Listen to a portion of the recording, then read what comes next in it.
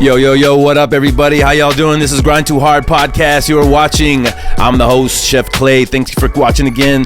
We are all about motivation and entrepreneurship here. One day I started my business as a personal chef, attained my dream, and this is my way of paying it forward. Hopefully you watch the podcast and think about your passion and figure out how you can, achieve your dreams in life. You know what I'm saying? So today I want to introduce a special guest. He's actually the producer here at Nevermore Records, and he produces the podcast Grind2Hard. So thank you so much, Paul, for being on the podcast. It's been a long time coming, like you were saying. Yeah, man. It's a pleasure. A pleasure. Seriously, man. I'm super happy that you had me on. Yeah, definitely, man. It's kind of like I was kind of like oblivious to the whole thing, and a lot of things I was oblivious to. Number one, let's talk about first how we met. For sure. So I have a sleeve full of tattoos, all by the same artist, Miker. Shout out Miker over at Sun City Tattoos. He's a real badass, man. Since the first day I met him in 2008 and he did my first tattoo, I was like, this guy's definitely like, because I asked for a graffiti artist and they pointed me right to him. He seemed real passionate about his art, so I just told him what I wanted. He gave it to me, and then I just kept going back. So I had 20 tattoos later. I was into business. I had my personal chef business going, and I was like, you know what? I think I want to be on a podcast. You know what I mean? I think that's my next move. And he said, you know what? Talk to my friend Paul. I was like, really? He's like, yeah, he has a studio. He could probably help you out. I was like, wow, great. So, lo and behold, I gave you a call. You're like, this is what the price is. This is what I'll give you. This is what we'll do for you. And I was like, heck yeah, let's do it, man. Seriously. Because for what you do, it's tremendous. It does cost, but it's way below what the price should be. This guy, he shoots the podcast in high def, 1040, whatever the highest quality is, puts it on YouTube and Spotify, edits it. He also puts labels on it and puts the highest quality pictures. He even designed this new logo we have for the Grind2Hard podcast. So I just want to say from my heart, I really appreciate meeting you, and it's been a pleasure getting to know you, Mr. Paul. Likewise, man. Likewise. So I do a lot of different podcasts and stuff, and you build relationships through them, but I feel like our relationship has been kind of one of the most fruitful, I think, because we relate in so many ways, especially as business owners and everything. And I see the struggle that you go through. I see, you know what I mean? And and so it's the way I say it is that I'm your producer, right. But I've also become like a fan. Oh, really? Yeah. I was gonna say friend, man, but that's cool, man. And a friend too. Yeah, definitely. Yeah, I appreciate that so much. Thank you so much. Yeah, because there's other people that have reached out and said something similar, and it's hard to take. You know what I mean? Like, because I'm just doing my thing. Like, I really found a little niche where I talk on a mic, and like, it really works out. It's like therapy for me. So for sure, thank you so much, man. It's God's plan for us to all be in this path right here. Seriously. Yeah, 100%. It's like I always say too. The universe. Sometimes when you ask, it provides, That's the truth, yeah. And you don't know what it's, you ask for something specific and it's going to give you something abstract to finally get to that one thing. Right? Absolutely. Yeah, you know what I mean? You got to figure it out, though. You got to really seriously figure it out. So, Mr. Paul, you are an owner and producer here at Nevermore Records, right? Correct. And that's just one of the many things that you have on your list of like businesses and things that you do. So I'm gonna go down the list. I'm sure you're gonna miss a couple things, but we have Deluxe Daycare, right? Yep. That's where you have a daycare taking care of people's dogs, and they can bring them to. It's over here in Montana. Montana and Cotton, yeah. So it's daycare, boarding, and grooming. So right, yeah, awesome. And that's where you were actually fostering Arthur for a little while, right? You were helping foster through West Texas Tales. So you do a lot more than just daycare, right? Right. Taking care of the dogs. They have a real passion over there, and then teaching. Yeah. From what I remember, you said philosophy, right? So teaching at 2 different colleges. They actually have me even teaching math right now, which is crazy because that's like the subject that I never in a million years would have imagined. But you have a degree, so you should be able to teach it, right? Exactly. History, philosophy, math. Teaching at 2 different colleges here locally. Wow. And that's when as I got to know you a little like, because like you're here at the studio, I'm like, okay, so he's a producer, maybe he's like videography. So that's another thing. Videography is another one of those things, right? Okay, right. Videography, photography. I've got a lot of clients. I'm doing a huge project now for El Paso Electric, for example, doing videos for them, for just different local businesses that need pictures and stuff for their Instagram. Whatever. I saw that you had a drone out, like taking pictures for the El Paso. Wow. Yeah, for sure. Dang. So the videography is another thing, and then you build guitars. Nevermore guitars. Yeah. Wow, that's one thing when you get to know somebody and you're like, no way, he builds guitars, and there he is, like etching it with his computer, like, right, yeah. Wow, that's something else. Because I know for fact, like I've seen somebody use their computer to I guess they use plastic pieces to build like different things. What is it called? Like a 3D printer. 3D printer. Yeah, I've seen that, but it's basically like what you're doing, because it's like a printer that's, or you're putting in the information and then it's cutting, like this computer is cutting a board. Yeah, and making the guitar, right? It's what even engineers use that to create. So the guy that actually taught me, he's an engineer for the U.S. government. He does like fighter jet exhaust systems. Wow. And so he knows that software. So I trained under him for about 1.5 years teaching me how to do that. It was crazy. So is it pretty fulfilling as a musician to build your own instrument and then use it? No. Why? Because it doesn't work the way you want it to work. Yeah, because you know what's funny is that, you know, I've been a musician for 30 years, you know, and I, you know, one of my business partners, anytime something would go wrong with my guitar, it was like, here, fix it for me, man. Like, he knew what was wrong. I didn't care. I just wanted to play it. Right. I didn't give a shit about how it worked. You know? I can understand that for sure. And so now I can go buy, like, I'll give you an example. I bought a brand new guitar from another company. I was super stoked to have it, and it shows up, and now I'm just finding all the flaws. I'm like, oh man, I just spent that much money for it to be flawed, but because I know better now. It's kind of like ignorance was bliss. Okay. You see what I'm saying? So as you design and build these guitars, are you like inching your way to this perfect guitar that you're gonna? Yes, and that's my biggest problem. So my biggest problem is that I want everything to always be so perfect. Yeah, that's what we are similar. Yeah, for sure. Yeah, and I hate it because, you know, I see the process from beginning to end. Right. And even if it's just a little scratch in the wood, right? Like, which a lot of, you know, expensive guitars come with.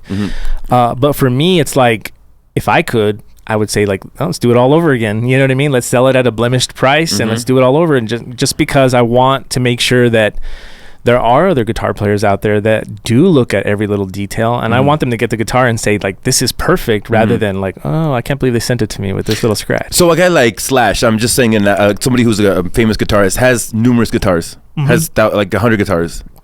Yeah. Oh, okay. So it's not just one guitar that you love, or you have like 2 guitars that you love, but you'll have numerous guitars for different things.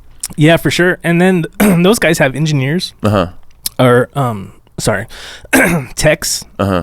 And those techs handle everything for them. They don't even have to change the strings. It's literally like, just give me the guitar. Yeah. I bet you get to the point like that. So building guitars, you said it's not as fulfilling. I mean, but what is the process that you enjoy? Like actually learning it and then building, like inching your way to that perfect guitar that you. So building the guitar itself, like using the actual machine, it's a CNC machine, right? Okay. So it's an expensive piece of equipment. Sure. And it's like any little thing can go wrong. You can start fires, you can lose a finger, you can lose an arm, you know what I mean? It's a very dangerous piece of equipment. Okay. And being able to make that thing run is what I find to be very satisfying, because it's like, it's so intimidating, right? And so being able to like complete an entire guitar. So when I first started, I got the machine and I thought like, oh yeah, I can totally do this. And I ran the bit straight through the machine. And then the second time I tried to use it, I started a fire. Oh, and it was serious. Yeah, you can start a fire. It's not just a warning. Yeah. So I was like, where am I going wrong? Like, I have to learn this. And then I started doing the research and reading, and I'm like, we literally spent like almost 20 G's on this machine, and it's just gonna like take up space now. Like, I need to figure this out, right? So going through that process, so now that I'm so comfortable where I can sit down, I can make it run, I can change the design on the software that we use. To me, that's very fulfilling, because now I'm like, okay, all the work that I put into learning this has now paid off, to where really I'm at a point where I'm like, I wish I could like train somebody else on this, because I don't want to die with this knowledge, because it's just so specific, you know? Wow. That's really cool, because I know when obviously here in the studio, there's not just pressing a button and hitting record. I mean, there's so many intricate levels to this, you know, from the music, from the sound to the audio, the visuals, angles. For sure. Lighting, stuff like that. So I think you just have like an engineer mind. You just want to get your head around and make things perfect, you know, kind of to fix things and make things. I think my problem is that I obsess over things. What's wrong with that? That's being passionate. That's good. Yeah, That's I don't like doing anything half-assed, you know. So it's like, and then on top of that, I don't like giving up. Like I just don't like giving up. I feel like so when I got into music, I was like, I'm gonna go all the way. When I got into recording, I'm gonna go all the way. Videography, photography, and I'm always striving to be better than everybody. Like, you know what I mean? What are they doing? How am I gonna up my level? And it's an obsession. So it goes back to, you know, ever since I was a kid, I've had ADHD to the max, and like to me, hell is being bored. Boredom is just like the worst for me, right? If I'm around family and friends that I love, that's a different story. Like I can't get bored when I'm around friends and family. But if I'm just like sitting in a room twiddling my thumbs, like I feel like I need to be learning something. I need to do something. Creating something, or something that I already know. How am I going to elevate it? And that's just kind of my approach to everything I've ever done is like, I'm going to go, instead of dipping my toes, I'm going to go head first. And that's just kind of where I'm at. Damn. So have you ever, because like I had a friend that was had ADHD. He was prescribed Ritalin, and then when he takes it and he turns into a zombie. When I took it, I was like, so I was like, I don't think I have ADHD. Yeah, I don't know what the problem was there, man. Seriously, but like I feel you in the passion. I have a real passion for things. You know what I mean? When I get into something, I'm not willing to like let go of it. Right. Like I want to see what it. I for some reason I got here, so I want to see what it's about. You know what I mean? I'm not willing to turn around and just walk away from it. So I'm really passionate. Yeah, I want to see it through. So other things that you're real passionate about. I mean, you're first of all you're married, and then you have kids. Yeah. So that's where we also have similarities. I was married for 12 years, but you just got married again. Right. Yeah. So I have 2 kids from my previous marriage. Right. My daughter, she's 16. I have a son, believe it or not, that's 25. Oh. Yes, he does look young. He has a 25-year-old. And then, me and my wife, we're actually going to celebrate a 10-year anniversary in August. So right around the corner. Jeez, congratulations. Thanks, and man. Danny's a really cool person. She helped me. You both helped me connect to Arthur, my lifelong partner here. He's a really cool cat. So like everything came in full circle. It was God's plan to be here on the podcast and to meet you all. And also your son, Damien, works for me. So it's been a pleasure for him to come with me every Monday to work with him, but also to get to know him. He's a really cool kid. He has a lot of aspirations and thoughts in his head. And you would think like, you know, sometimes I throw out random things and he has something to put in on it. Like, I read this or I saw the video. He's a really smart kid, man. And it's a pleasure to work with him. Seriously. Yeah. Appreciate that. And he speaks very highly of you too. Yeah. He's like, you've inspired him in a lot of ways that I don't even think you know. Really? Yeah. Good. Well, I mean, it's good fun to talk to him because as an entrepreneur, as a business owner, I get in the car sometimes and I'm thinking of 1,000 things, you know what I mean? But there he is sitting next to me. I have to like tone it down. I have to like bring it down and then kind of breathe and then be like, hey, so how's your day going? You know, what's this, that, the other? And it's cool because I'm always in this mode. I'm always turning my wheels 1,000 miles an hour. For sure. So it is good to have a conversation with somebody, you know what I mean? Bounce off some information, you know, how do you feel about this? My dad told me this, and I was like, yeah. And we're laughing about, he told me, I guess you had a dog have an accident in your back of your car? Oh yeah, dude. Man. Yeah, he was laughing, but he really felt sorry. He really felt bad about the whole situation. Man, it's one of the things that comes with having so many dogs. Jeez, man. But yeah, same here. Mr. Arthur was a perfect dog until one day I woke up and, you know, he had a little accident. Oh, did he? Yeah, in the cage. But I was thinking, you know, I was like, the night before, did I let him out after I let him eat? Like, duh. Like, I couldn't think if I did or not. So it might have been my fault. You know what I mean? Like, because like after you feed the dog, you can't just let him in the cage all night. You know what I mean? Like, he needs an hour to like decompress and then figure out, you know, his digestive system, things like that. So we all learn, you know. For sure. Big time. So let's go back as far as El Paso. Are you from El Paso, Paul? I am, yes, from El Paso. Born and raised. I've lived other places. Okay. You know, for small amounts of time. You know, I spent a lot of time in Los Angeles, back and forth, being in the music industry, just over there recording albums, just networking, playing shows. Also spent a lot of time like in Phoenix. So when I was younger, our music producer, he was an instructor at a place that was called the Conservatory of Recording Arts and Sciences in Tempe, Arizona. Right. And so what we used to do is my band would essentially, we were young kids, so we would use the students at the schools to use our music as their project. So we'd get to go spend a month, 2 months over there just recording. Wow. It was just a lot of travel. We used to tour, so a lot of travel, but eventually always coming back to El Paso and just being home, you know. Yeah, so that music life, did it start young, like when you were middle school, high school? Started in middle school, man. By the Garage time band? I was, okay. 100%. When I was 16 years old, I signed a record contract. Damn. Yeah. Damn, Yeah, you guys are serious. Yeah. So you were all like a band full of kids that really were passionate about their instruments? Yeah, we were like 16, 17, 18 years old, all of us. Damn. And it was wrote music or originals? all covers? original music, all original music. Yeah. Fucking so cool, we, man. What was the name of your band? it was called, at the time it was called Swim. That's what Swim. it was. Yeah. So, we did, we would tour with like Papa Roach. We did like tours with like bands that were at that time up. Newfound Glory by any chance? No. Oh, okay, because I know that's like the one person I know in a band is. Yeah, for sure. No, we did a lot of really cool stuff. I mean, we were just kids, literally like. When you're at that level, you're homeless. Oh, I bet, yeah. You're just a traveling musician. Yeah, school would let out for the summer, and it was like, well, what are we gonna do for the summer? We're either gonna go record an album somewhere, or we're gonna just be on tour. And that's what we would do. We would get in a van. Yeah. And we would just travel and we would play like anywhere. That's cool. Yeah. So that was your teenage years? That's fucking badass, man. I was like smoking weed on the street, like drinking beer when I shouldn't be drinking beer. That's cool, man. That's really fucking cool. So that was an experience and a half, man. Yeah. I mean, a part of it was also, I don't want to bring it down, but like, my parents pretty much were up and out like by the time I was like 14, 15 years old. So I was on my own. So was the guitar like your life then? So like with me, I actually got into like smoking a lot of weed and doing all this stuff, and I started like I was with the wrong crowd for sure. Because you were on your own. Yeah, I was partying every day, and the culture too, the rock star culture. Exactly, man. And so, but it was funny is that being so young, music is kind of what got me out of it. Because even though you really had a passion for the music, not just the lifestyle. And so, my dad one day just showed up and he was like, I know you're on drugs. I know you're doing this. And he kicked my ass, physically kicked my ass. Like they were going to like throw him in jail for beating me up. And something clicked. And I was like, I know I don't really have parental involvement, but if he came and he came to kick my ass, that means he cares. Mm-hmm.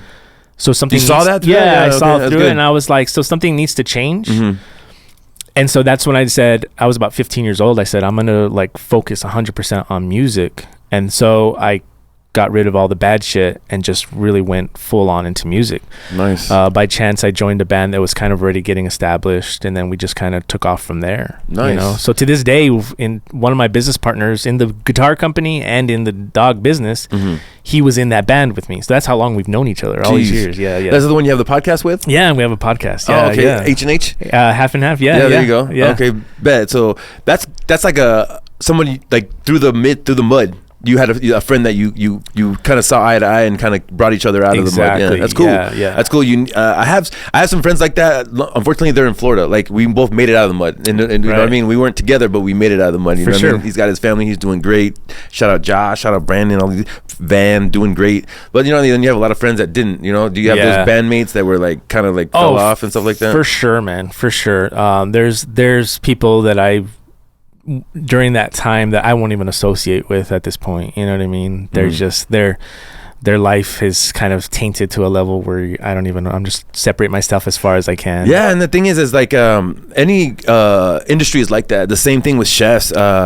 You can be the best chef, but like you just make bad decisions, you know what I mean? Right. And your life changes, you know what I mean? Whether it's drugs or just partying your life away, every night, stuff like that you end up, just burning out, you know what I mean? And stuff like that. So yeah, where we focused our attention on like the actual business of it and the passion of my food, your music and stuff like that. So I implore people, just instead of the lifestyle and the short-term gratification, look into what your passion is and put in the time, put in the work to get to the end goal, because it's much more gratifying. For sure. You know what I mean? I've been in this for 20 plus years. I realized I did a 20 year review because somebody sent me a picture of me in culinary school. Thank God, because I didn't. I saw that. I didn't really keep many, and shout out Mike, because he really did. He was really diligent in taking pictures and doing all the good things in culinary school. But he sent me that picture, and I was like, damn, that's 2004. We're in 2024. Right. So I did a little like flashback, but it's crazy in 20 years what I've been through, and I've always focused on food. I knew for a fact that food was gonna get me where I was gonna go. Where people were like, you're not gonna make money as a chef. You're not gonna And I was like, you're right. And then for a little while, 12 years, I was at Costco, and I was like, I'll make money here, but like in the end, every day I knew. I mean, there's pictures. I used to make food and just make it look pretty. My kids would be like, "Oh, Dad's gonna make it look pretty and take a picture of it," and I'm like, I used to hate it. But I'm like, no, I do love this. I'm gonna take a picture. I'm gonna make it look pretty. That's what I can do. You know what I mean in life. For sure. And I was just a dad going to Costco 9 to 5. You know what I mean? You know, but it was always my passion. I knew it for a fact. So I know for a fact you knew music was your passion for 100%, sure. Yeah, and I can relate, man. People being a musician, I remember especially like in my early 20s when I had my son, for example. My son was born, I was only 19 years old, and it was always this what are you doing with your life? Why aren't you working a 9 to 5? Why are you pursuing music? You're a loser. You know what I mean? It's not going to get you anywhere in life. And so, you know, sometimes that's the reason why my first marriage failed, for example. You know, there was zero support. Yeah, zero support. It was just this feeling of like everything I'm doing is the wrong path, but there was just like that fire in me that was like, no, like this is what I love. Why am I going to stop doing something that my heart is telling me I need to give 100% to? Absolutely. You know? Yeah. And so, and I did give in just like you, you know, that's why I went back to college. You know what I mean? I did all these other things because I did start to give into this idea of like, I need to let it go. I need to do all these things that people are telling me to do. Right. You know? But eventually, I mean, but that led to other stuff but too. Also you were making decisions that were more stable. You know, yeah, I think that's what it was. It was like, I'm gonna make it as my own decisions, but I guess it's got to be more stable. Yeah, I know, 100%. You know, I mean, even going back to college, I decided to go back to be a teacher. Which is very amiable. Yeah, that's fucking badass. But man, also with that decision, I wanted to teach. I love teaching. It's something that I'm super passionate about as well. Not to the level. I think you got to be. If it's philosophy, you got to be. Honestly. Exactly.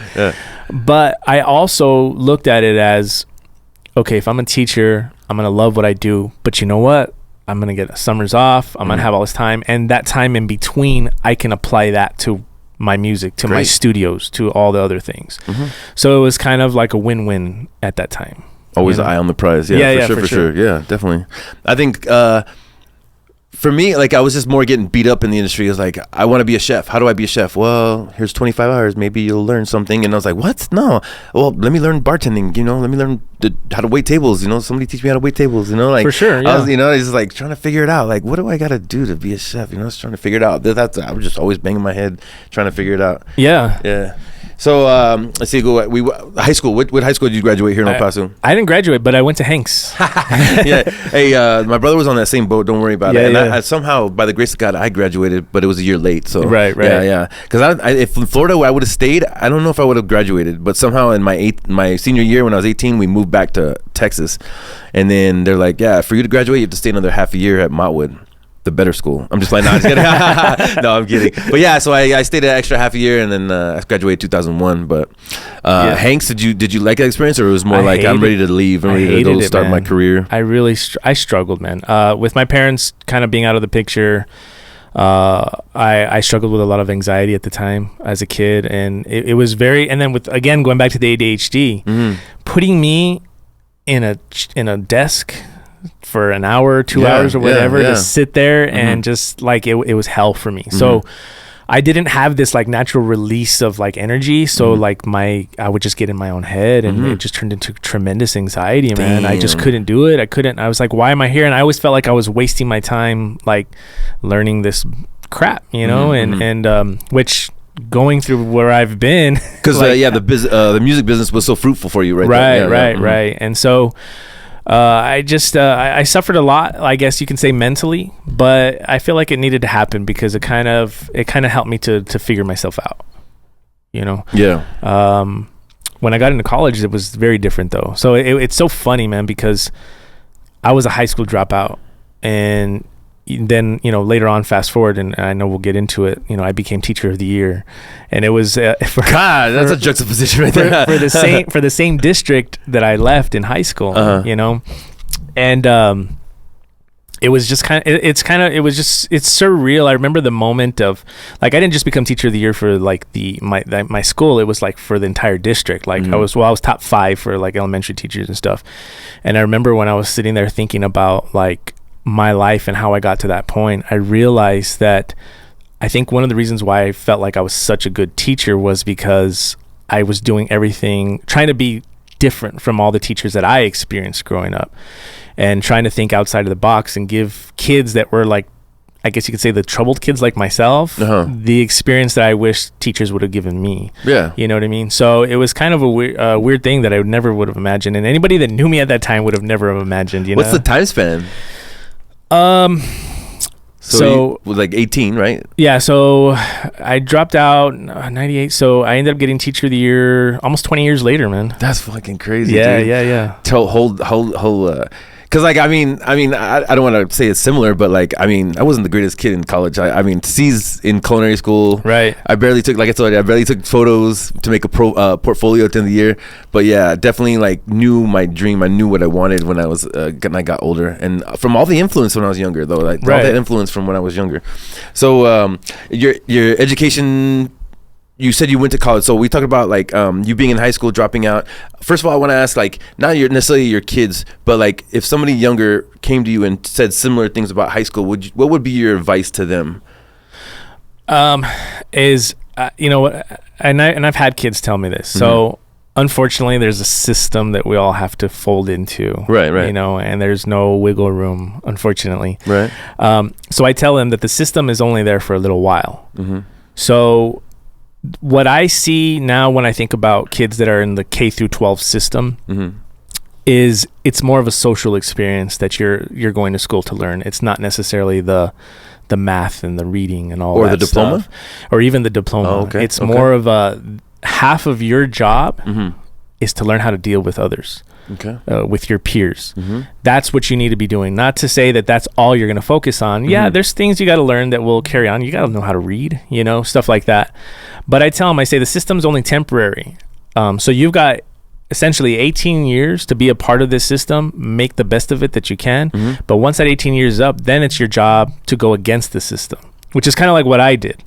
It was kind of like, okay, what am I going to do to rebel, but in a positive way, right? So being an educator myself, I never wanted to go against what we were told to do, which is why I feel like I was so successful, you know? And so that's when you're free to, I guess the way to say it is that's when you're free to roam, right? That's when you're free to figure yourself out and push those boundaries and everything, because now you're no longer bound to this educational system. Now you can go do whatever it is that you want to do. So what I would tell somebody is just like enjoy it as much as you can, but understand that there's a purpose there. There's a purpose, right? And that purpose is that you're learning how to be in a social environment, and then you got to learn the math and you got to learn the reading along the side. But more than anything, it's learning how to understand what makes you work and how to work with others. Okay, so. But like somebody that's in your position, you in your high school, like, you know what, the anxiety gets the best of me. I really don't fit in. I don't like my teachers. I'm ready to start maybe go get a start at my career. Yeah. Is that something? That's a hard one, man, because I don't think anything, and that's why it's a great question, because I don't think anything would have broken me. I don't think anything would have changed me, because the anxiety was so overwhelming. It was one of those things where it's like easier said than done. But at the same time, and I'm dating myself being old, at the time the word anxiety I don't even remember it ever being used. It was just, I knew that I was uncomfortable. Sure, yeah. You know? Yeah. But at the same time, I think, and this is where it ties into how I became a teacher later. At the same time, I think if I would have met a teacher that would have taken me aside and said, hey, man, I know you're not feeling too great. How can I work with you? How can I support you? What can I do to make you feel a little bit better? I think even just that caring would have gone a long way for me. And I hate to be devil's advocate, because I know that you're a teacher in the teaching system, and so was your wife. But like, I just from thinking, like, I don't think they have the capacity to do that. I mean, like full classrooms and the pay. I guess their salaries are not that great. I'm not sure. So I just don't think they have the motivation. But there's still those few teachers that will make that effort and that leap for certain kids. But I can imagine when you have a room full of 50 kids, like to be able to isolate one and be able to talk to them like that, it's tough. It is tough. Yeah. It also depends on the age group too. So, for example, I've taught different grade levels. My favorite was 5th grade because they're not little kids anymore. Sure. But they're not also old enough to where like they kind of push the envelope. Like they're enough to where they're in this perfect phase of like you can mold them. Sure. You know what I mean? But it's true. It's why my teacher left the teaching system. She just retired last week. You know what I mean? After 12 years of being in the system, the pay's not bad when you actually calculate it. Especially here in El Paso. In other states, it's terrible. In here in El Paso, it's not so bad. But you are micromanaged to a T. You are pretty much, you would think that if you go into like a job where you're a minimum wage person, that's how you would be micromanaged. But here you are a professional. You literally have at least a minimum of a bachelor's degree. You passed all kinds of state tests, but yet you're still micromanaged and your hand is held and you're told that you need to do this. So it's just a really messed up system. Yeah, I think that's the bottom line, is that it's just a messed up system. Yeah, and shout out to all the teachers out there that are trying to make a difference, seriously, because it's hard work out there. So teaching, let's see. So you went to college. What would you end up going to college for? So I actually went for education. Oh, you started education, so right? my bachelor's degree is in education. And was there a minor or anything like that? Social sciences. Social science. Yeah, so which would be history with an emphasis on social sciences, but so history was my forte. So that's what I went for. And were you already working when you graduated? Yeah, I was working even all the way through college. Nice. I was working. So As I was a teacher? doing. No. Okay. Like I used to work in maintenance for a trucking company. Damn. So yeah. Okay, so you had a job. You were grinding. Man. I was paying the bills. So believe it or not, I was working 40 plus hours a week. Right. I was a single dad because at that time, one of the last straws in my last marriage was literally, I can't do this anymore. I was working a job that I fucking hated, and I told my wife at the time, I can't do this anymore, and she said, If you're not gonna, I said, I want to go to college. That's what I told her. I was in my early 20s, man. I want to go to college. And it was like, go do whatever the hell you want. I'm not going to support that. And so that was like the beginning of like, I'm done with this relationship. I need to focus on this. And it was the best decision I ever made, It's funny because it's like a decision that gets you to that point to where you're like, nothing is gonna like stop you. You're gonna succeed, and like there's no looking back. Yeah, because like mine similar. I told my ex-wife I wanted to go to college to get my business degree because I wanted to be a restaurateur. She's like, okay.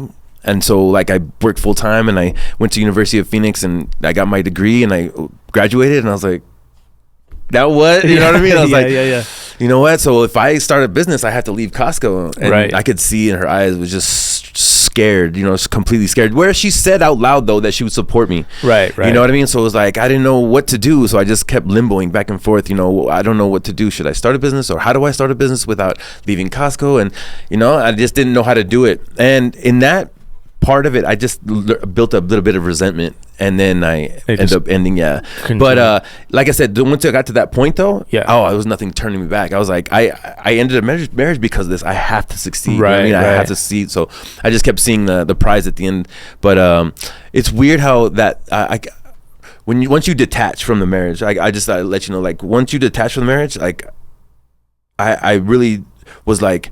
Oh, some people, I'm free, I could do whatever I want. I could go live in New York, or I could just be free. I really felt the responsibility of not just my kids, but of succeeding. Right. And not to show her that I was meant to succeed or anything like that. It was just like, all right, so this is my decision that I made, and my next move is to succeed. That's all. Whatever I got to do, I got to burn whatever kind of fuel to get there. I got to get there. Right, you know what I'm saying? So I would never, I don't regret anything at all.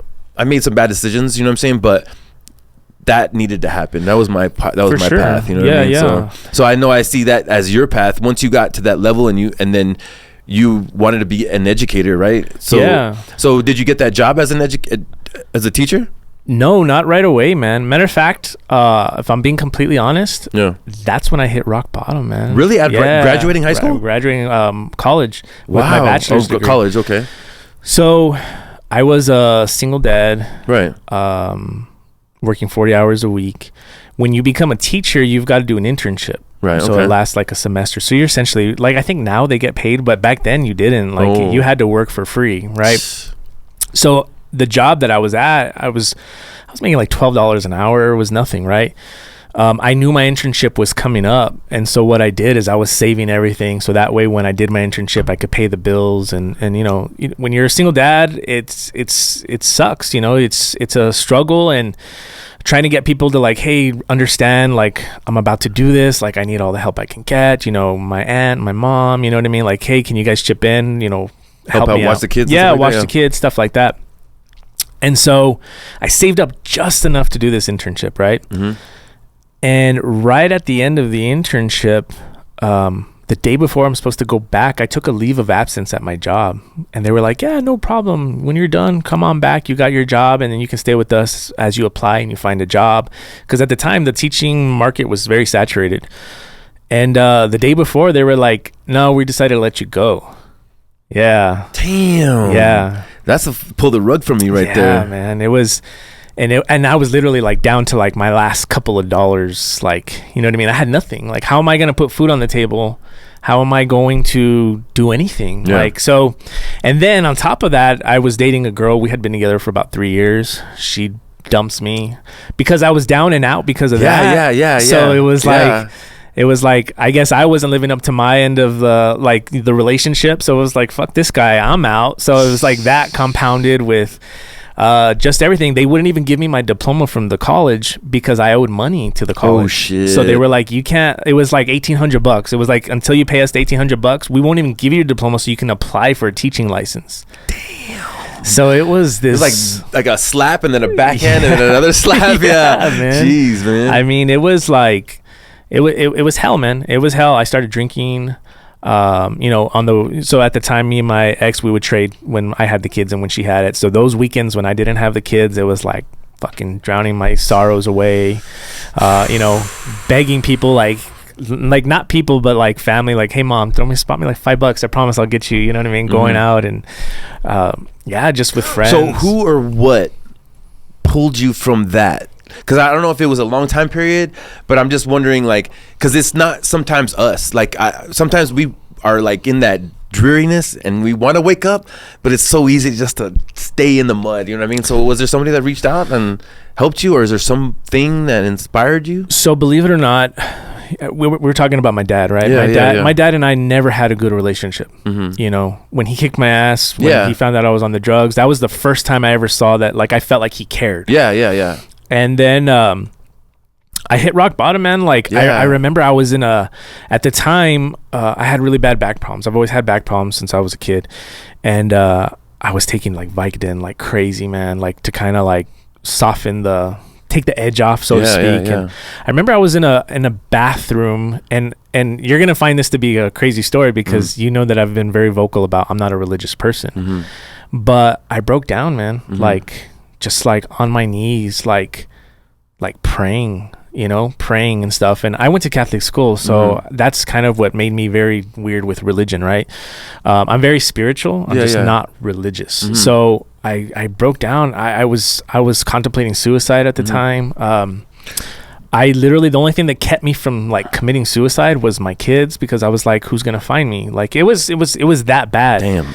And then and sorry, not specifically, but what were you praying for? Where were you? Just like, throw me a bone. Oh, like where's yeah, like I worked so hard, like throw me a bone. Something, man. Yeah. And so the next day, I remember very specifically that day it was rough, man. I didn't have my kids with me. I was drinking. The very next day, I called my dad. My dad was always very, very religious, very, very spiritual. And I told him what happened. And he said, you know, he told me, he says, well, God touched you. Like, there's a reason you had that moment. Like, that's God telling you that you needed to call me to get out of this. So my dad was he had no money. He was very poor. He lived a very simple life. But he said, I'm going to lend you the money. He says, you know what? Because I feel that God touched you, and by you calling me means that there's something there. I'm going to go ahead and I'm going to lend you the money to get your diploma from the college, even though he was broke, man. Yeah, he was broke. Yeah.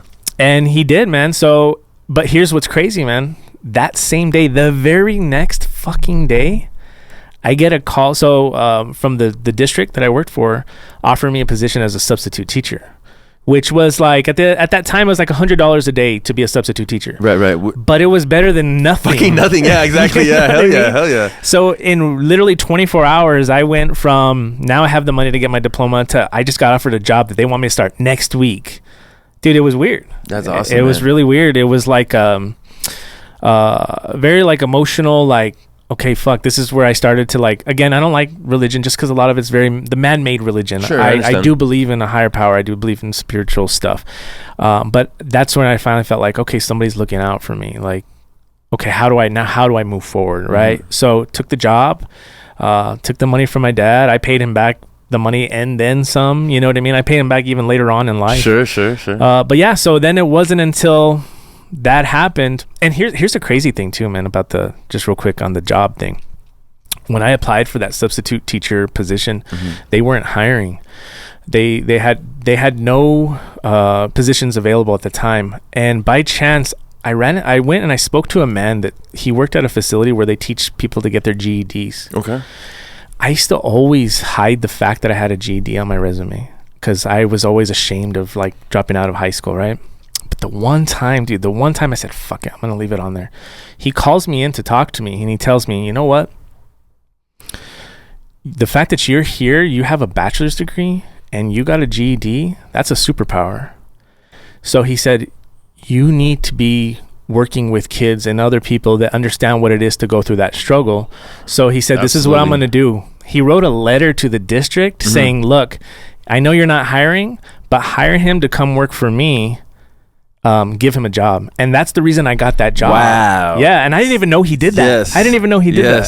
So yes. So just if you think you don't have a purpose, like you fucked up, you made bad decisions, just keep going. Like whatever your dream and passion is, keep going. Because man, something like that can happen. Seriously, like someone can see through the BS. You know what I'm saying? And if you're that passionate person, you're sincere and genuine, it shows through. Someone's gonna see it in you. Now, I see it in you, Paul. Man, like I know you've had some good luck in your life after that because you've been through some very down times, but you've had some great times in your life. For sure. I don't know if we're fast forwarding too much, but like from your education point, you actually climbed the ladder to like pretty high in the education system. No? Yeah, I decided to continue. I took a year off after I got my bachelor's degree, and then I decided to continue. I went on. I got 2 master's degrees. I did all my PhD coursework. I started my dissertation.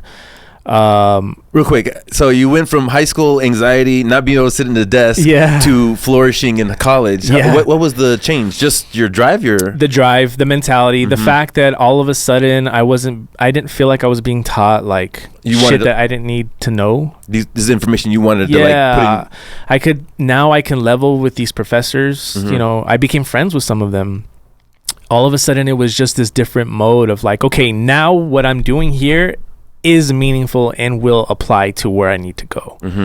And so once I got that, you know, I want to be an educator bug, I really like latched on to that. And where was it that you wanted to go at that point? I wanted to kind of what I achieved in helping opening up a high school. I wanted to kind of go as high up as I could. Yeah, talk about that real quick because that is pretty badass, man. Seriously, that high school you opened in Lower Valley, is it? Or no, it's actually up here off of Joe Battle. So that one, the original one is off of Texas. But the one that we really focused on was the high school over here. Okay. So I became a teacher, man, and I really like gravitated towards it. I loved it. The first year, not so much. The first year I was in middle school and I was like questioning everything again, but I stuck it out. Stuck it out. I found that like dealing with kids, like it really came, especially with those kids, because that was like Lower Valley, and I started seeing a lot of these kids going through very similar situations, and I really just felt this like connection. I need to like get them to see the light that I wasn't able to see at that time. I got offered a position. I got what's called my principalship. So I got offered a position as an assistant principal, eventually became all the way up to a director of academics. So I was asked to join this team to open up a high school here in El Paso. And we spent a better part of 2.5 years just kind of traveling and curating an entire high school from nothing. Jeez. You know, it went from from an idea to a $19 million facility. Jeez. Is it charter school? Or it's a charter school? Yeah. So I went, but then even after doing that, man, I remember getting to that level and just feeling very discouraged because you realize, again, back to the educational system. Yeah, the system itself is so much bigger than you. Working with people that you don't necessarily see eye to eye. I've always been a type where I try to be as innovative and like cutting edge as possible, and more political views, I guess. Yeah, and then I was working with somebody like, I'm not going to call anybody out, but she was already like in her 70s and just very stuck in her ways, and like it didn't understand my view, and I was kind of met with resistance all along the way. And then she was very like traditional, where you were like thinking progressively a little bit. Exactly. And it was like, I'm the type of person that if you stifle my creativity, like that's the only time that I'm like, okay, I'm out. Understand that completely, dude. Yeah, definitely. Absolutely. Yeah. Yeah. And then going back to my parents. But you did put in 2.5 years though. For working towards the high school. Yeah. For as far as an educator, it was like 12 years, something like that. It was a long time. I've been teaching college, like I said, for nine years now. But what ended up happening, again, another turning point in my life was that both my parents got diagnosed with cancer. And at the time when I was working at the high school, I was working 60, 80 hours a week. That's all I did, right? I had my studios still. So my studios were like my weekend gig and my evening gig. So, I mean, again, I was still very busy. But it was a crossroads. It was like, I didn't have the best relationship with either one of my parents growing up. But I feel like once I got into adulthood, it got a little bit better. But at the end of the day, there was nobody there to take care of them. And so I said, you know what, I'm going to, like, to me, I saw it as a sign from the universe of like, I can go one of two ways. I could keep along this path and just ignore the fact that my parents are sick and then maybe regret ever being there for them. Or I can go headfirst into my businesses and focus on that, leave K through 12 behind, and give my attention, as much attention I can, to my parents. So like I took my dad in. So I felt like that's how I was paying him back. Later on, I'm like, hey, you when I was at my worst, you needed me, so I'm going to be here for you when you're at your worst. That's very badass, man. Seriously. And then my mom, tried to be there for her. And within 10 months apart, they ended up both passing away. But that kind of set the trajectory for where I am now, with just the focus is my businesses. You know what I mean? Yeah. And then I think also maybe God put you in the position to make those decisions, though, because like you were very successful in things that you were doing. You could have flourished in both the things that you were doing, but you made the decision as a human being to take care of your parents. I have the ability, the capability to do it, so I think this is the right thing to do. Yeah, for sure. That's awesome. I think going the opposite direction and maybe some people put their parents in like facilities because they have to work. Some people have to work, and they're not able to take care of their parents. That's still the same thing. You're giving the love that you're able to. You know what I'm saying? Right. Whereas Paul made the decision. He built himself up to be able to make that decision. That's awesome. Well, one of the things that helped me that I haven't mentioned, I usually don't like to mention it, but I feel on here it's necessary. When I was younger, I've always been really big into investing. And so when I was a teacher, 2014-ish, I started investing in crypto. Nice. And that gave me a lot of financial freedom. Oh, okay. So I actually attribute a lot of that to why I was able to be as successful as a teacher, because now I didn't have to go to work. You know what I mean? It was like I have the financial flexibility to go in there and do whatever I want. And teach the way I want to do it. And if they tell me like, no, you can't do it, like I'll be like, all right, cool. I don't need you. That's like freedom in all the sense of the word. Seriously, because like if you could be passionate, and like if me as a chef, if I could already have an income and then go work at every restaurant, be like, hey, you guys need help? Go in there. And Right. Help you guys need help. I'll serve up. You know what I mean? Exactly. Just walk out. It becomes philanthropy at the time. Yeah, exactly. Yeah, that's great. But you did it for yourself. You actually made the investment to go into crypto, learn it. I mean, you told me about crypto. You learned the whole thing from front to back, you know what I mean? You even did education for people and stuff like that. I used to speak on it. Yeah. So I mean, you weren't half-assed like, let me just throw some money in some lottery tickets or some shit. Exactly. No, you invested in something that you looked into and you researched and saw the kind of light at the end of the tunnel and stuff like that. So, and it worked out. I mean, think you were able to help your parents, but you've done so much more. I mean, the deluxe daycare. I mean, the things that you've done. You know what I mean? The philanthropy you've done, everything you've done, even helping me out with this podcast. Seriously, it's worth way more than what you charge me. Seriously. Seriously. So thank you so much. And I actually realized that recently because, yes, it is a business. Like I was directed toward you, and I pay a certain amount every week, and I come through with my talent and do this. But I was like, you know what? It's a team effort, you know what I mean? Like I do my part, but he does his part, and then together we make the Grind2Hard podcast. For sure. You know what I mean? So I just gotta say thank you so much, seriously, Of course, for the 54 episodes. Like the quality is crazy through the roof, and when people talk about it, I'm like, I gotta shout out Paul. You know, if you guys need a podcast or anything like that, shout out to Nevermore Records. Give them a DM or something like that. Start your own podcast for whatever reason, because like even Karen, hers is just about her life. You know what I mean? You could talk about your life, you could talk about your passions, anything, because there's people out there that want to hear about it. You know what I mean? There's so many billions of people on the earth that there's going to be a certain audience that wants to hear what you have to talk 100%. about. Yeah, like your the dad podcasters. Yeah. Every once in a while, I like dropping in on that because whatever segment I fall into, there's always something catchy and funny to talk about. Yeah. So if you're a dad, look up that dad podcaster show. Yeah, exactly. Yeah. So let's go into some of the questions I have for Grind2Hard. Okay. So I asked you kind of, but I don't know if you answered it specifically. Who or what inspires you as a man? Like if it's a person or something that happened. I know you're into history or something like that, but what inspires you? You know, as cliche as it is, you know, my kids inspired me, but I guess you can say they inspire me to inspire them. Does that make sense? Yeah, absolutely. Yeah, definitely. I want to be... Because again, talking about my parents, I didn't have a good relationship with my parents, and like we were talking about before, my dad was not the most ambitious person, so I would always see him and say, I want to be the opposite of that, and so I want to inspire them to do something. It doesn't even have to be something great. I just want them to inspire them to do something that's fulfilling. But it's funny because they're my inspiration. Does that make sense? Oh, it makes perfect sense. Absolutely. And I feel the same way, but it's also like, if I could define it better for you, you're just like the opposite of controlling. You just want to be and then support. And then hopefully that inspires them to figure out what their passions are in life and stuff like that. Exactly. Yeah. And I do the same thing, man. Seriously. Like I think of, like we talked about the segment when the texting and the Instagram, social media with my daughters, I want to be controlling. I want to be overbearing and scare them and all that. But it's just not the right way to be. It's not for me. I don't believe so. So I'm gonna support them in everything that they do, and I'm gonna talk to them about it and tell them my opinion, and then let them make their decisions. You know what I'm saying? For sure. But I'll be here to inspire. You know, whatever I'm doing, I hope I'm inspiring my kids the same way. I feel you on that. I like that. How do you translate your struggles and triumphs as a musician to everyday life?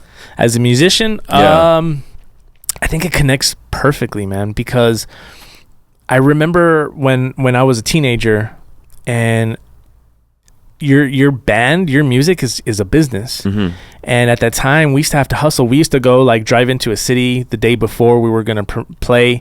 We would go to the mall and just talk to people and be like, give them flyers. Yeah, we'd go to parking lots. And it was. But did you understand what you were doing at that? I mean, you were promoting the show, but business-wise, No, I didn't. That's so honest. Yeah, that's so honest. I was just trying to get people to come to the show. Yeah, maybe meet a girl or something. Yeah, because it's like you pay money to get there. Yeah, you know, you weren't getting paid to play. No. So it's like you pay money to get there. It's like I want to play in front of 50 people instead of 2 people. Right. So we would put posters up. Nice. We would just like hustling because I mean, again, I'm gonna date myself, but like you didn't have the internet to where like show, you know what I mean? So you had to go talk to people. You had to get people kind of excited without them even hearing your music. So we would walk around with a little like CD player and like listen to us and like shit like that. Yeah. So good thing you didn't say Walkman.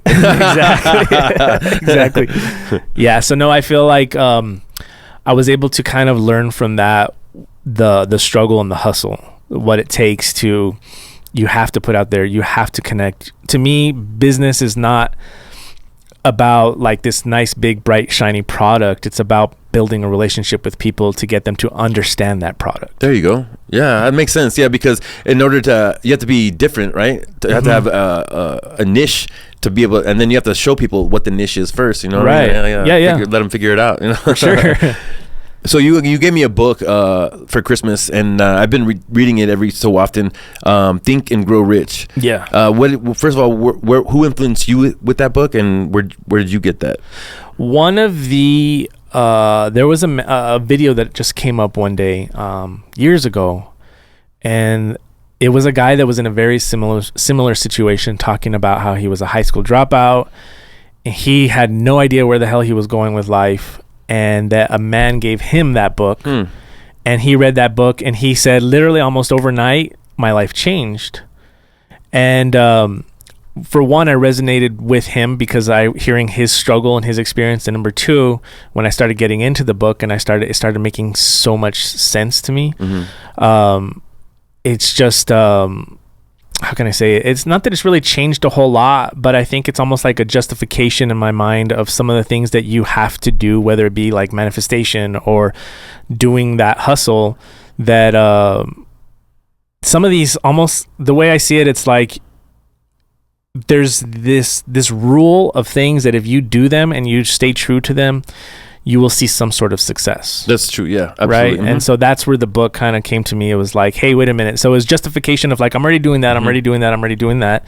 Now, if I do this, I can maybe up my level. And it really has paid out. That's true. Like you have an idea of like, you know what, my idea is I'm going to do this, you know, from schooling, I learned this. So let me try this. And you're like, have all these like, you know, these plates spinning. And then as you read the book, you're like, oh, I have this right. This is spinning good. Okay, maybe I should put this one down. It's really an enlightening book. But I want one quote that I have. It seems like so cliche or common sense, but it's not. It has like a little 1% of something that you can learn from. Respond positively to life. Develop a positive self-image. Your reactions to life, and your decisions are completely within your control. Yeah. Sorry. Yeah. But yeah. So basically, like, it's, you know, the way you respond to whatever happens, all the stimulus that happens in life, the way you respond to that is, you know, that's what makes your personality. That's what makes who you are. And then defining yourself, having a good self-image, you know what I mean? Whether it's, you know, just being clean, you know, with your however you want to like present your self-image, you keep it as high as possible, and then your image, your reactions, your decisions are completely within your control. Absolutely. If you want to be angry, it's your choice to be angry. Right. And I've learned that's the one big thing. It was like, because I always fall back to anger. It's like, why do you act like that? What's wrong with you? Know what I mean? Like, but it's like, we're all human beings in this game of life. You know what I'm saying? Like, you're going to make a mistake. I'm going to make a mistake. Let's move on. Let's learn from each other. You know, let's keep going and stuff like that. So I like that. Yeah. You know, I always told my students, because again, I've always taught kids that come from poverty. Sometimes they come from decent places, but a lot of time they're struggling somehow. And I've always told kids, because when especially young kids, when they think of college, they think like, that's so far down the road. There's so much time invested. And then they think about loans and money. And I always tell them, look, one thing that I've learned in my life is that it doesn't matter what your degree is. Doesn't matter if you own all these businesses, what car you drive, doesn't matter. Nothing will take you further in life than a simple good morning and a smile. That's what I always tell everybody, because that positivity is contagious. And to me, business and everything that we do is all about networking and building those relationships. It's like I said, whether it's a client or a partnership, a fruitful partnership, it's about building relationships. And all those relationships would not be possible without that positivity. You know, it's the truth. Yeah, I think that's where every relationship starts, is with positivity and honesty. You know what I'm saying? For sure. If you can build off of that, I think your networking is going to work. And that's kind of rolling into what I'm talking about as far as the two main things for business: networking and marketing. What are your aspects on that? Like, do you feel like they're very important to business? 100%, man. I feel like they're one and the same. Okay. So especially in a place like El Paso, where we're a very word of mouth city. And networking is everything, because you have to see how you and I are a great example. You know, we did that giveaway through my company of your services, right? Had we not built this relationship, that would have never come to fruition. No. You know, and so I feel like, however that may have paid out for you, in terms of, it could be somebody that now follows you, that eventually in the year uses you down the road or whatever. Either way, I feel like when you develop that network, it's kind of like, are you familiar with like the Masons? The Freemasons? Yeah, the Freemasons. You know, that's their whole mentality, right? It's it's about like a group of individuals that come together, and because you're a part of this group, you support and you lift each other up. Are you a Freemason? No. My brother is. Is that right? Yeah. Dang, that's cool, man. Yeah. Because like, that mentality is what works. You know what I mean? Because like, first we were talking about being a solopreneur. You just hit a plateau as that solo. You can do so many things as one person, but you end up hitting a ceiling. So you have to figure out how to network and how to bring in good people that for certain positions and things like that. Yeah, you know what I mean? for sure. Yeah, you have a group of people that you're kind of in it together, and you understand that you're in it together. So it's like, let's say you have 10 people, right, in a group, and 6 of those people are doing very well for themselves, and then the other 4 are struggling. Well, those 6 people can take their knowledge and apply it to those 4 and say, okay, what do we need to do together to lift these people up? Right. And it's because they recognize that by doing that work, it's going to pay back for them again later on, because then it might turn around. Absolutely. But then again, also, I think someone like you who's not so much in it, I think you're more philanthropic in that you're willing to give to just help them get their wheels turned. For sure. And I think a lot of people get to that point. I got to there just because I didn't have nothing, you know what I'm saying? And like, I got to that point where I was like, hey chef, what's for dinner? So I'm like, what the fuck? I just want to pay back. I want to help you. What is your dream? I want to help you. What is your dream? I want to help you. You know what I'm saying? Because I can't think of another dream, man. So yeah, much respect. Seriously. And then as far as like business plans for the future, do you have anything that's on the horizon?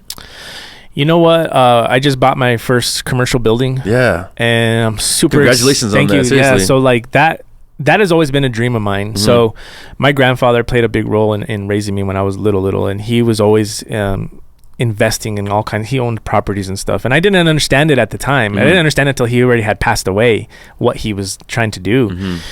And now I've got this bug. This new little buddy toy you want to put your head around, huh? Now I'm looking, like right now I'm looking at it's almost 200 acres of land that I'm looking to buy.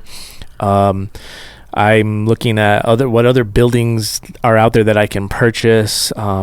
It's just like all of a sudden it's grabbed me. What I love about it is it's so passive, right? Like the work isn't acquiring it, but once you acquire it, then you can just make it like almost like a passive investment. But again, going back to my kids, I'm not even looking at it as like, oh, I can sell it in 10 years and make all this money. My mentality now is like, how much can I leave them? So if they're in a rut one day, they could be like, oh, that one building that your dad bought many years ago, let's just sell it, you know what I mean, or whatever the case may be. Sure, but you're investing for the future, and I think you're also like successful in like these things that you do. You're building a portfolio, but you're just like doing great moves. You're making great moves, Paul. Just keep going, man. Seriously. I appreciate that, man. Sometimes I'm like, what am I doing? I think we all are, dude. Don't worry about it. We're all like that. Seriously. Like I was in the shower today, like, what the hell am I doing? Where am I going? You know what I mean? But that's just part of life. You know what I mean? And especially as an entrepreneur, like we want more. It's not like we need more. It's just we want more. So we got to figure it out. We got to, you know what I mean? We're banging our heads against the wall. We'll take a couple L's and then we'll figure it out. Right, you know what I mean? Exactly. That's just who we are. So like advice, do you have any advice for, cause you're a producer and you're a podcaster and you're a business owner and you're, an educator and so on and so forth. So, what would be your specific advice for a podcaster or a new business owner? For a new business owner, that one is tough because it changes over the years. I would think the most important thing if you're going to start a business is to make sure you have that capital, which I'm sure you hear time and time again. If you don't have that capital to make your business, come to fruition, unfortunately, you're going to end up dead in the water. Right. And it's even hard. if it's a great idea. That's a truth, though. Even if it's a wonderful idea. Yeah. You could find investors or something like that, but I think what I remember in school was like, if you get a loan, you want to have at least 20% of your money into the game. For sure. So think about like $100,000 for a restaurant. So that's a small number, but 20,000 in the bank, go start a business. You know what I mean? Don't think I have an idea, let me just go jump out there and do it. Yeah. Right. Yeah. That's great advice. So the question that I like to answer is people say, well, how do you get that capital? Right? Like if I'm broke and I need this business to make me money, how do I get that capital? So what I always say, the reason I got into crypto, the reason I got into the stock market is because to me, it's all about investing. Okay. I got into the stock market in the late 2000s. with $60. $60, and I turned that $60 into like $200. And then I got this bug, and I was like, okay, I'm gonna take that 200. I turned that 200 into 400, and then so on. And then when I got into crypto, I saw very like stark similarities, and I did the same thing, but I did it on a bigger scale. So honestly, those investments are what has given me the financial freedom to be able to invest in my businesses. Nice. So even if you can't invest in the stock market, go to a garage sale. Find something that you know you can sell for double whatever, you know, I'll give you a freaking 25 cents for this thing. You can sell it for $1. You just made 3 times your profit. Mm-hmm. There's ways to build, but it takes you kind of being like a small time investor and building that to give you the capital that you need to be able to start the business that you want to start. That's perfect advice. Yeah. And I hear that from Gary Vee and many other entrepreneurs. But it's whatever, like, for instance, for me, I worked for a corporation for 12 years. I saved money and I had 401k. So I drew from that when I left my business, when I left my job, and then I had money saved. So between the two, I was able to have capital to spend, buy equipment. Because the thing is, like, you have ideas, but there's so much overhead. You know what I mean? If you want a facility, especially, but even if you don't have a facility, you need help. So you have to pay for, labor, overhead, gas. There's so many things, you know what I mean? 100%. Yeah. So just capital, having money in the bank is probably like the first step in becoming a business owner for sure. That's yeah, great. And it's understanding that you're not going to make money in those first couple of years. You know, a lot of the time. I mean, you could be. I mean, it's possible to be in a niche market that's booming, but you really got to have the product knowledge in that moment, to jump in and that jump rope that quick. Yeah, for sure. So, and then as far as advice for a podcaster, you know what? And a lot of people will disagree with me, but I think quality is huge. Mm-hmm. Quality is what sets you apart from being seen as professional versus not, right? So quality is big. Also, I've worked with a lot of podcasters that they think they have something to say, but they don't really have something to say. Mm-hmm. So don't worry so much about if you're going to say something that's already being said. Just make sure that you have something that you're passionate about that you can talk about. Mm-hmm. Because if there's no passion there, if you just want to talk about what you and your friends did on the weekend, you're gonna hit a roadblock. Mm-hmm. You're gonna hit a wall, and you're gonna be like, well, what else do we say? You're gonna have to really market yourself to find those people that are in the same type of exactly. So like my podcast, for example, is about music. Mm-hmm. I could talk about music all day. You know what I mean? Yeah. The Dad Podcasters, it's just me and friends that we've known our whole lives that are just shooting the shit and recording it, right? Whether it be about elevating, business like you talk about and being positive, just make sure you know what you're talking about. Mm-hmm. I've seen people that come in and say, I want to have a podcast about this, but they have no skin in the game. Mm-hmm. So why is somebody going to listen to you? If you don't really have any skin in the game. Yeah, exactly. Right. Just because you watch videos. Yeah, that's true. That because podcasting is something that Gary I always talk about Gary Vee, but he said that if you want to be a podcaster, go do it. You'll figure it out if you'll figure it out if you're good at it or not. For sure. Yeah, and I've seen it happen. Yeah, we've seen some podcasters just come in and look at the cameras. Ask a couple questions. I've been ghosted by podcasters. Really? Man. Yeah. I mean, I had it's too much. The anxiety is too much. I had one podcaster come in and he's paid for 2 episodes, and 1 episode he was gone. Never heard from him ever again. Never heard. Man, so people give me compliments that I do well, and I thank you very much. But I could tell you for sure, like, in the let's say this 3-hour block of me doing this podcast, like there's this like 5-minute gap of like I start like sweating and like my mind goes a billion miles an hour because I'm thinking of everything that can happen and all these questions and all these things, and I gotta like slow myself down. I gotta like chill because those other like 2.5 hours are good though. Like me talking right now, I'm good. Like I'm understanding everything. My phone's kind of messed up, but I'm good. You know what I mean? Your own head. Yeah, but it's weird, man. There's like 5 minutes of like. You know what I mean? Yeah. So yeah, like my advice for the podcast is just go do it. Like figure it out. Like if you like it, you'll figure it out. You know what I mean? For sure. For me, it's therapy. Like when I'm done, I'm like, I feel better. You know what I mean? Like, 100%. Especially those first couple episodes when I was doing like with Vic, those first like maybe 10 episodes, it built confidence, and I just like got a lot out about my life, and like people were saying, hey man, thanks for talking about that, because I'm going through the same thing. I was like, damn, this is cool shit. You know what I mean? So you'll figure it out if you like podcasting, if it's your avenue or not. That's what I loved about you guys, man. You guys came in and like you literally, and I hate this saying, it's one of the worst sayings ever, but the only way to describe it is you literally hit the ground running. Like you guys came in and just boom, and I was Dude, like, that was cool. Even as a producer, I was like, okay. Yeah, I know, right? It was fun, man. I gotta tell you, but it was a good forum too, because like I remember one of the first few episodes, I was like, hey, Dia de los Pescados, they said that we could shoot in their restaurant, and you had mentioned that, but I was just like, see if he's down. He's like, yeah, no problem. Okay, we'll set up. What day? No problem. What time can I be there? And we got there. You were all set up at the restaurant. I was like, man, this guy is badass, man. I gotta set the you set the level like that, and I was like, all right, I gotta go above and beyond. You know what I mean? So it's been a pleasure, man. Seriously. So. You seem a really humble guy. Like ever since I first met you, like you talk about like your crypto success and all the education you've had, and even the people we've met touring and things like that. Define the line between confidence and cockiness. I've heard you ask that question so many times. I know, right? Funny because I'd never really thought about it. No? I hear you asking. So the only way I can describe it, the first thing top of mind that comes to my mind is that cockiness is like, to me, is the equivalent of like immaturity. So when you're on the come up and you think you're there, you're turned to be very cocky, but then when you get there, all of a sudden it's different. So it becomes confidence. Now it's like you want to be in the limelight on your way up, right? But then once you get there, you kind of start to regress into the shadows, because now it's just like the confidence carries over and you're like, I don't have to prove anything anymore.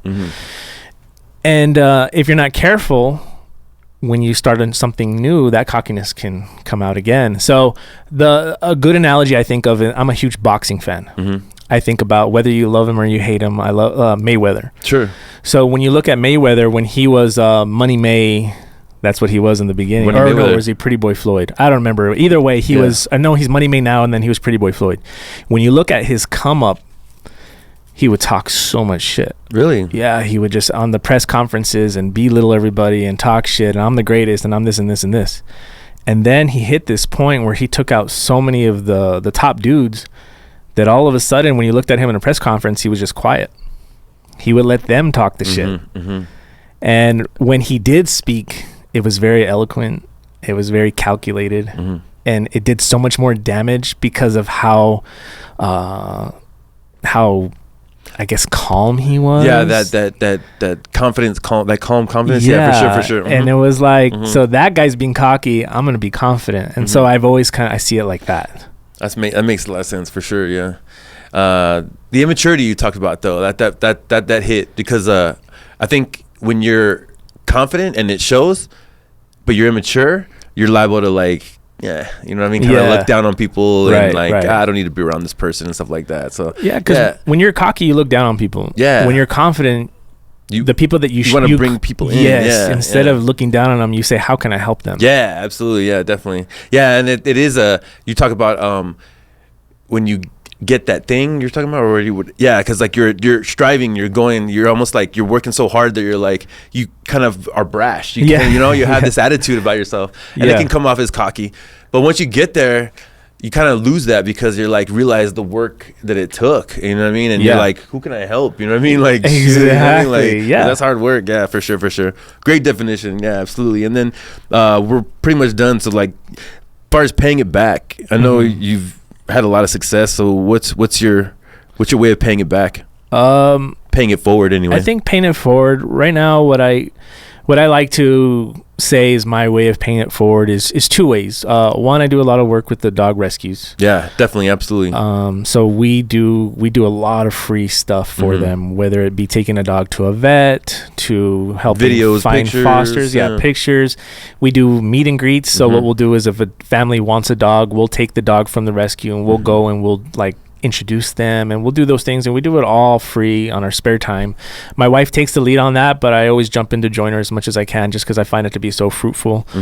The other thing is in the studio, especially when I see like these young teenagers, these bands, I know what it's like to be there and not have the money to like be able to provide and pay for these services. So I just discount it almost to the point where it's like I'm probably making less than the minimum wage. Right, you know what I mean? right. But I feel like I do it because I'm like, when I was in your shoes, I wish to God somebody would have done this for me, you know? So if I'm in a position to do that, I don't come out right and tell them. I can tell like the difference between like somebody that's really in that productive struggle versus somebody that's just wanting a handout, right? So I'll go that. I'll say, hey, you know what? I know what it's like. Don't worry about it. Like, I got you. Just like float me, you know, a couple $100, whereas it would be like a couple grand. You know what I mean? And so I feel like that's my kind of way of paying it forward without telling anybody. That's definitely like the antithesis of paying it forward, because like when you're growing, you're in that struggle, like you don't realize like one day I'm gonna help people out, you know? You're just in that mud, that struggle, you know what I mean? So when you're on top of it, you're just like, man, who can I help? And then you try to look for the genuine people that are really like on the come up, and you just need to give them that little bit of a boost, you know what I'm saying? Exactly. Yeah.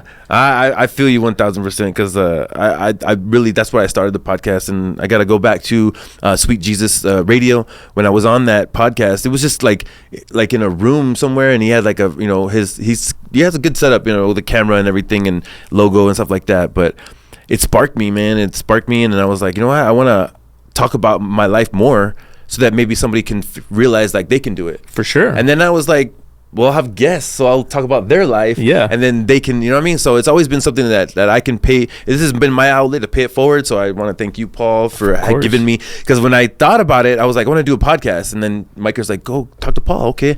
So I thought it would be the same setup as, you know, Jesus had. And it's way better, man. That's way better, and it's a higher quality. So thank you so much. It's been a fucking badass opportunity, and I'm gonna take a little bit of a hiatus, but I'm gonna come back to it. Grind2Hard is something that I'm really passionate about, as well as podcasting is something that I'm passionate about, as well as chefing. Grind2Hard, the brand itself, I'm very passionate about, because you guys have reached out to me and told me exactly what I've done for your life, and it makes an impression on me that I'm like, who ever thought that me personally, like the dude that was shit in Florida and barely make it in Arizona, and then kind of not really the greatest father, like I changed my life to be a kind person and a successful chef. So I'm just happy to be here, and I want to help other people. So I'll come back to this Grind2Hard brand, and we'll do it again. But I'm going to take a little bit of a break. I'm going to start a meal prep service. It's called Chef Meals, and I'm going to do gourmet meals, and it's got a real great following so far. So I'm going to use that to create a buzz, to create a business, get the wheels turning, keep doing the personal chefing, and then come back to the Grind2Hard, and I'll be as calm as I am now, because once you start a business, it's not that easy, you know what I mean? You're banging your head against the wall, and I'm gonna try to figure out food cost and pricing and delivering, and make sure everybody realizes that it's Chef Clay's meals and not just some random chef meal preps. So wish me luck, guys. And Paul, I want to say, tremendously thank you for everything you've done from day one. You're a humble person, but you're also very, very confident in the things that you do. You should be, because you're great at it. Seriously. I appreciate it. Yeah, well, and it goes both ways, honestly, Clay. Like I said, I'm a fan. You have inspired me. Like you, just even your words, even whether we're in the lobby over there talking, even when Vic was on the show, like there's times that I'd be sitting there as the producer. I could have been twiddling my thumbs and kind of zoning out, but I'm like, fuck yeah, like, I get excited, I get inspired. So that inspiration does go a long way. So I'm excited to be on the show because thank you, I really, really love what you do. Not just the podcast, everything, and the way you move in life is just amazing, and it's super inspiring. Yeah, thank you, man. You gave me one of the greatest compliments, seriously, because I don't even think about it. I just do seriously what I do, and I don't really think about it. But you said that you could go to Clay's Instagram page, on the chef page, Keeping It PC, and this story is always banging. It's always popping. And I was like, yeah, man, that's fucking cool, man, because it's true, man. Like every night I cook, and every day I'm always thinking about what my recipes are going to be. So that's my passion. You want to follow me on Keeping It PC? That's what I'm about, is just cooking. And every day I want to do something different, learn something new, and provide something badass for my clients. You know what I mean? For sure. Thank you, man. Thank you, man. It's been a pleasure, dude. Seriously. Likewise, and we're going to come back to it. I think, even the 18th I have a guest. So we'll have one more. We'll have one more. Yeah. And then maybe take like 4 4 or 8 weeks off and then come back to it. Yeah. But it's going to take about a good 3 months for sure for me to get this business going. And just want to say thank y'all. Seriously, like I'm going to come back, but it's going to be a little hiatus. Look out for chef meals. Appreciate y'all. Thank you so much. And Nevermore Records. You guys want to start your own podcast? Come to Nevermore Records, all right? Sure. So appreciate y'all. Stay positive, stay motivated, and keep going, y'all. Appreciate y'all. Stay out.